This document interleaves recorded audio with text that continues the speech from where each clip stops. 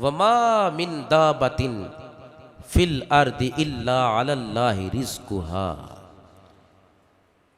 زمین میں ہر چلنے والا کوئی بھی جو جاندار ہے ایسا نہیں ہے کہ جس کا رزق اللہ کے ذمہ کرم پر نہ ہو۔ زمین میں جتنے بھی جاندار ہیں جن کے اندر جان ہے، حیوان کیا انسان کیا، جتنے بھی جاندار ہیں، اللہ فرماتا ہے ان کا رزق تو میرے ذمہ کرم پر ہے۔ پھر جب اللہ کے ذمہ کرم پر ہے تو ہم نے اس کو حاصل کیسے کرنا ہے؟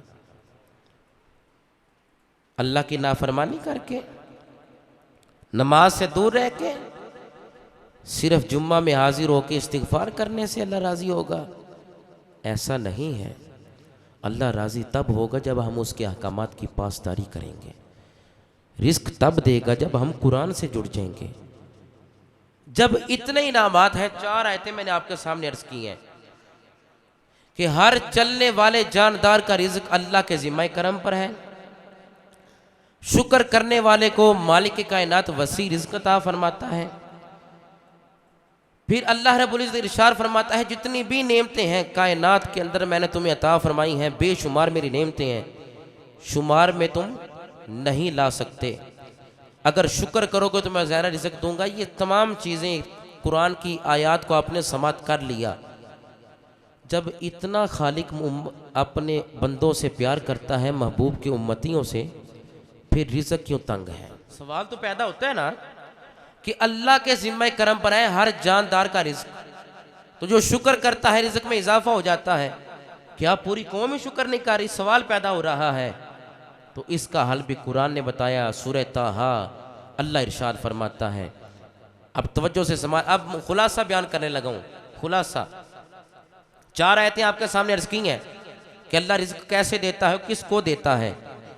5ویں آیت سورہ طٰہٰ اللہ ارشاد فرماتا ہے وَمَنْ أَعْرَضَ عَنْ ذِكْرِي فَإِنَّ لَهُ مَعِيشَةً ضَنْكًا۔ اللہ ارشاد فرماتا ہے جو میرے ذکر سے منہ موڑتا ہے، جس نے میری یاد سے منہ پھیرا، تو بے شک اس کے لیے تنگ زندگانی ہے، اس کے لیے تنگ زندگانی ہے، رزق ختم ہو جائے گا۔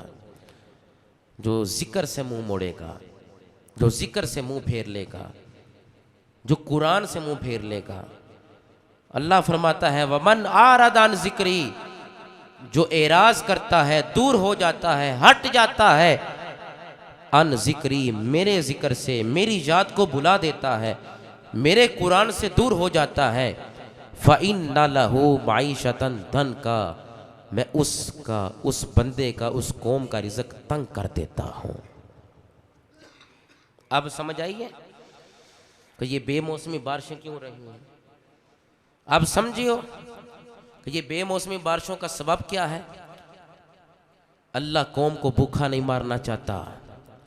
اللہ اپنے بندوں پر مہربان ہے، شفیق ہے، رحیم ہے، کریم ہے، ستار ہے، غفار ہے، سمیع ہے، علیم ہے، بصیر ہے۔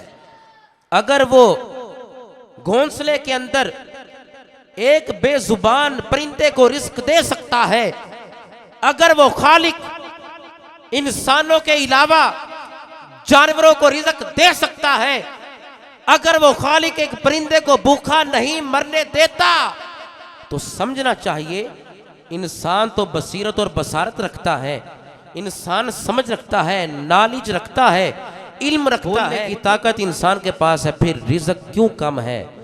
ایک سبب ہے کہ پرندوں کا توکل اللہ پر ہے، بندوں کا توکل اللہ پر نہیں ہے۔